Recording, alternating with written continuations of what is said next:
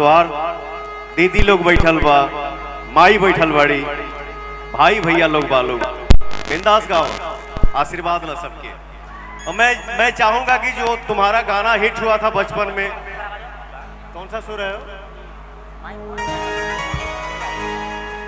हाँ ये है, लागे ला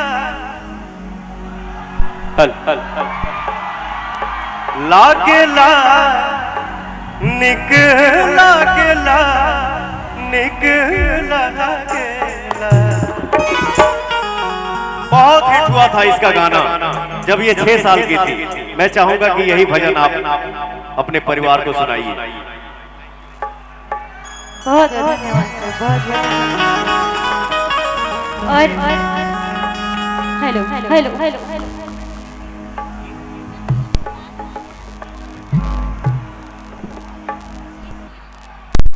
हेलो हेलो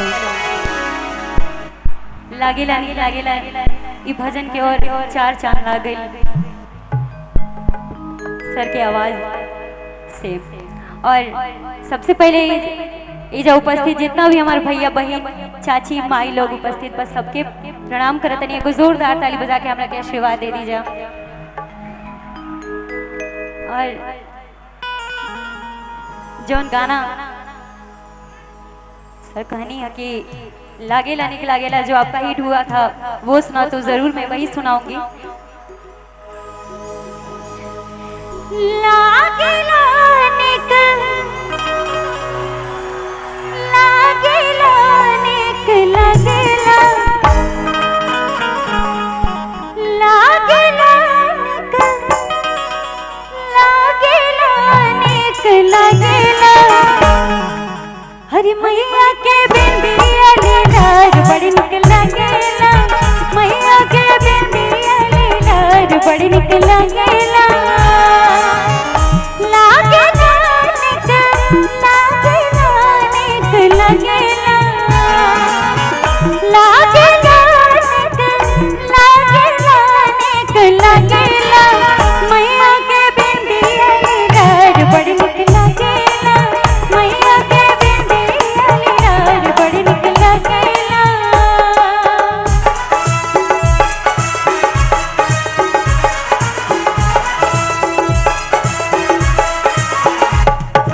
सब लोग ताली बजा दीजिए, प्रेम से बोलिए साचे दरबार की।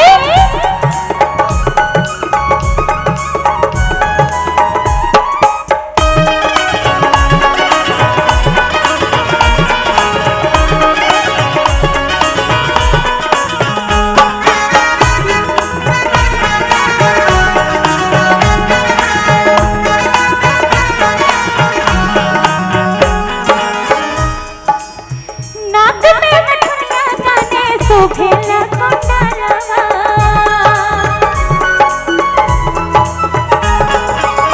नाक में नथुनिया काने शोभेला कोंडलवा। तीरवा धनुया हाथे शोभा दाटे भलवा। साजना बड़ी सजेला बड़ी सजेला, साजना बड़ी सजेला लाले चुनरिया चटकार बड़ी निक सजेला। मैया के बिंदिया लीलार बड़ी निक लागेला।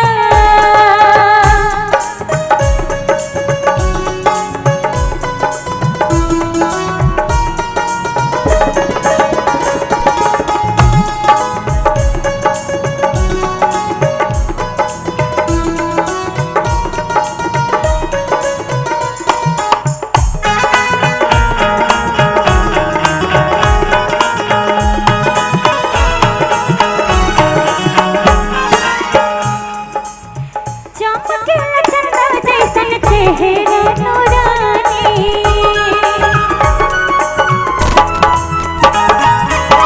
चमकेला चंदा जैसन चेहरा नूरानी। काली सिंगार मई के बिटिया अंजलि रानी। नाचला बड़ी नाचला बड़ी नाचला, नाचला बड़ी नाचला